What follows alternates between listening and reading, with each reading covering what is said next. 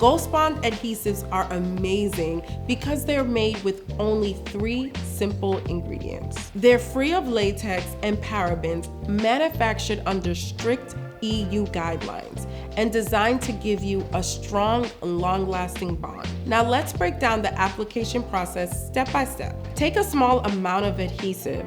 Remember, less is more. Use an applicator to spread it evenly across the bonding area. Make sure the layer is thin and smooth for the best results. Try to avoid applying the adhesive with a bristle brush, as this will leave ridges in the adhesive and reduce the strength of the hold. Let the adhesive air dry until it gets clear and feels tacky to the touch. This usually takes about 30 to 60 seconds, depending on your environment. You don't want it to be wet, but also it shouldn't be completely dry. For the best hold, apply a total of 4 thin layers of adhesive. Let each layer dry until it gets clear and feels tacky to touch before applying the next one. While some people use fewer layers, we do recommend 4 because it protects your wig from oil and sweat and makes the bond more water resistant. Attach your wig system. Once your final layer is clear and tacky, carefully place your wig system onto the bonding area. Start at the front of the hairline and work your way back,